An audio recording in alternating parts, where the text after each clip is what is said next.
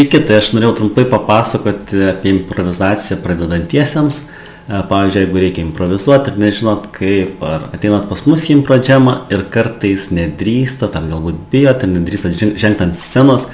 tai siūlau tiesiog žengti ir pažiūrėti, kas bus, nes scenai šiaip užtenka tiesiog išeiti ir būti savim, kažkiek šnekėti taip, kaip pats šneki, nieko perspaust nereikia, nes pradžioje tiesiog įdomus yra pats žmogus, mums nereikia personažų, ar dar kažkokių prieskonių, nes jeigu mes tą žmogų matytume jo, gal 50 kartų ant scenos jau norėtųsi vieną kitą personažą, bet jie pradžioje tai visiškai nėra būtini.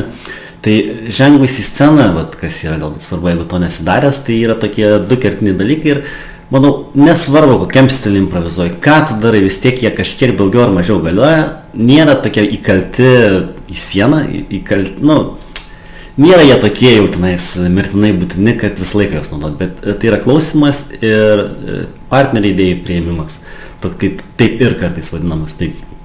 svarbu yra klausytis, kai žengiat į sceną, nes tai, ką partneris sako, jums labai padeda, jūs galite vos ne tik tiesiog šnekėti, girdėti, ką jis sako ir jūs jau improvizuojate ir jau situacija darosi įdomi, nors jinai galbūt yra išgalvota, tai svarbu tiesiog klausytis ir nesistengti pačiam per daug galvoti, nes tada atsiranda toks labai įdomi, graži situacija,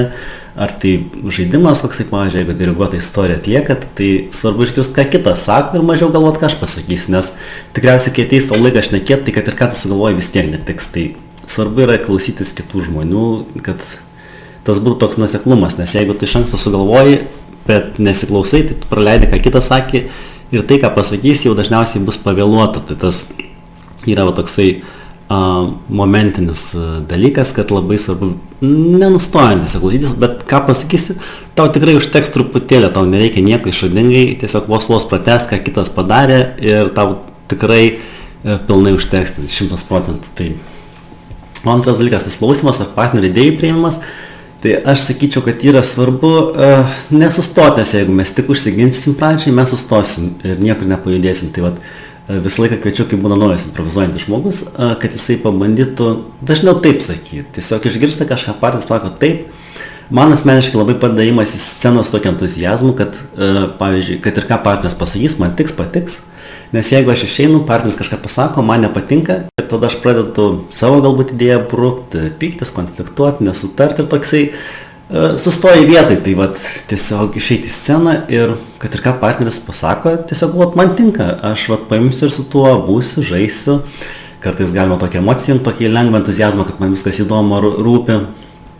Aišku, čia gal naujam žmogui du dalykai per daug, tai galbūt sakyčiau svarbiau tiesiog klausytis, o antroji vieta, jeigu pavyksta, tai kai žengiat į sceną, partnerio idėjas priimti, vis tiek čia situacijos yra išgalvotas, čia nėra gyvenimas ir nėra dėl to, ko tenais, ar nestart ar ką, nes kad ir ką pasako, tai tinka. Žinoma, aišku, jeigu idėja labai nepatogi, visą laiką galima sakyti, ne, atmest, nes tikrai neprivalo ten su kažkokiu nepatogiu žmogum improvizuoti, bet dažniausiai improvizacijai žmonės būna pozityvus, patogus ir manyčiau, čia 95% tas taip sakymas tikrai yra naudingas. Tai kai šiandien improvizuot pirmą kartą, ar gal esat patyrę ir primiršę, tai nepamirškit, kad svarbu yra klausytis kitų žmonių ir sakyti taip, kažkiek jų idėjom, jas priimti. Svarbiausia, nebūtinai, kad priimti, bet nesiginčyt. Tavo ne visą laiką būna mintis protingos ir kartais tas improvizacijai gal toks mąstymas yra, kad tu ne visą laiką esi svarbiausias, gal partneris yra svarbesnis, gal jų idėjas yra svarbesnis, gal tai esi tiesiog mažas varžtelis ir tada, kai taip galvojat, dažniausiai komanda puikiai dirba, tai tiesiog klausykitės ir priimkit vieni kitų idėjas, tai tokia trumputė pamokėlė, jeigu patiks, tai padarysim dar daugiau tų pamokėlių. Iki.